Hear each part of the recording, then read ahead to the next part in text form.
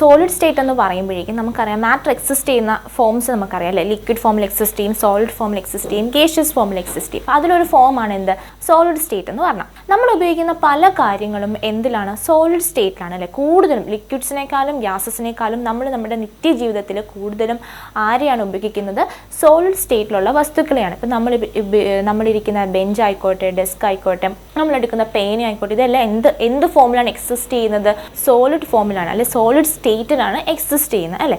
ലിക്വിഡ്സിനെ ഗ്യാസസിനെ നമ്മൾ ഉപയോഗിക്കുന്നതിനേക്കാളും കൂടുതൽ നമ്മൾ ആര് ഉപയോഗിക്കുന്നു, സോളിഡ് സ്റ്റേറ്റിലുള്ള വസ്തുക്കളെ നമ്മൾ ഉപയോഗിക്കുന്നു. അപ്പം നമുക്ക് അത്രയും ഇമ്പോർട്ടൻ്റ് ആണ് ആര്, സോളിഡ്സ്. അപ്പോൾ ഈ സോളിഡ്സിനെ കുറിച്ച്, അതിൻ്റെ സോളിഡ് സ്റ്റേറ്റിനെ കുറിച്ച്, അതിൻ്റെ പ്രോപ്പർട്ടീസിനെ കുറിച്ച്, അതിൻ്റെ സ്ട്രക്ചറിനെ കുറിച്ചൊക്കെയാണ് നമ്മൾ കാണാൻ പോകുന്നത്. അപ്പം നമ്മൾ ലിക്വിഡ്സിൻ്റെയും ഗ്യാസസിനെയൊക്കെ നോക്കുകയാണെങ്കിൽ അതിനൊരു പ്രത്യേകതയുണ്ട് അല്ലേ. ലിക്വിഡ്സിനും ഗ്യാസസിനും ഫ്ലോ ചെയ്യാനുള്ളൊരു കഴിവുണ്ട്. നമ്മളതിനെ ഫ്ലൂയിഡ്സ് എന്നാണ് വിളിക്കുന്നത്. അതിനെന്തുകൊണ്ടാണ് നമ്മൾ ലിക്വിഡിനെയും ഗ്യാസസിനെയൊക്കെ ഫ്ലൂയിഡ്സ് എന്ന് വിളിക്കുന്നത്, കാരണം അതിന് ഫ്ലോ ചെയ്യാനുള്ള കഴിവുണ്ട്.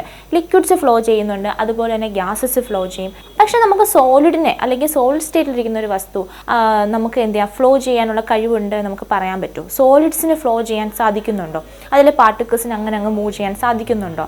ഒരിക്കലും ഇല്ല. അപ്പോൾ സോളിഡ്സ് എന്താണ്, റിജിഡാണെന്ന് നമുക്ക് പറയാൻ പറ്റും അല്ലേ.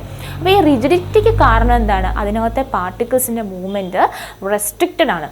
നമ്മുടെ ലിക്വിഡ്സിനകത്തെ ഗ്യാസസിനകത്തെയൊക്കെ പാർട്ടിക്കിൾസും മൂവ് ചെയ്തതുപോലെ, ഫ്രീ ആയിട്ട് മൂവ് ചെയ്യുന്നതുപോലെ ഒരിക്കലും സോളിഡ്സിനകത്തെ പാർട്ടിക്കിൾസിന് മൂവ് ചെയ്യാൻ പറ്റില്ല. അവരെന്താണ്, അവരുടെ മൂവ്മെൻറ്റ് അവിടെ റെസ്ട്രിക്റ്റഡ് ആണ്.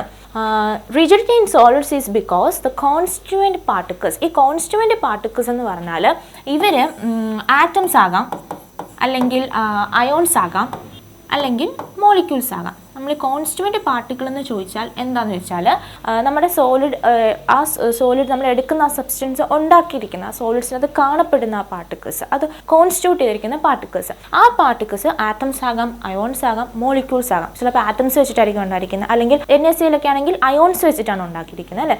അതുപോലെ മോളിക്യൂൾസ്, പല മോളിക്യൂൾസ് ചേർന്നിട്ടുള്ള സോളിഡ് ആകാം. അങ്ങനെ constituent particles in solids have fixed positions. അപ്പോൾ ആ കോൺസ്റ്റുവൻറ്റ് പാർട്ടിക്കിൾസിന് എന്തുണ്ടെന്നാണ് പറയുന്നത്, ഫിക്സ്ഡ് പൊസിഷൻസ്. ഒരു പ്രത്യേക പൊസിഷൻ ഫിക്സ് ചെയ്തതിന് കൊടുത്തിട്ടുണ്ട്, അതിന് ഇരിക്കാൻ പറ്റത്തുള്ളൂ. അതേപോലെ തന്നെ and can only oscillate about their main position. അവരുടെ മെയിൻ പൊസിഷനിൽ ഇരുന്നുകൊണ്ട് അവർക്ക് ഓസിലേറ്റ് ചെയ്യാനേ സാധിക്കത്തുള്ളൂ, അവർക്ക് മൂവ് ചെയ്യാൻ സാധിക്കില്ല. അവർക്കൊരു ഫിക്സ്ഡ് പൊസിഷനും ഉണ്ട്, അതുപോലെ തന്നെ അവരുടെ മെയിൻ പൊസിഷനിൽ ഇരുന്നുകൊണ്ട് അവർക്ക് അങ്ങോട്ട് ഓസിലേറ്റ് ചെയ്യാം, പക്ഷെ അവർക്ക് ഒരിക്കലും മൂവ് ചെയ്യാൻ സാധിക്കുകയില്ല. അതാണ് എന്ത്, ആ സോളിഡ്സിൻ്റെ റിജിഡിറ്റിക്ക് കാരണം. കോൺസ്റ്റുവൻറ്റ് പാർട്ടിക്കിൾസിന് ഒരു ഫിക്സ്ഡ് പൊസിഷൻ ഉണ്ട്, അതുപോലെ തന്നെ അവർക്ക് they can only oscillate about their main position. അവരുടെ മെയിൻ പൊസിഷനിൽ ഇരുന്നുകൊണ്ട് ഓസിലേറ്റ് ചെയ്യാനേ സാധിക്കുകയുള്ളൂ.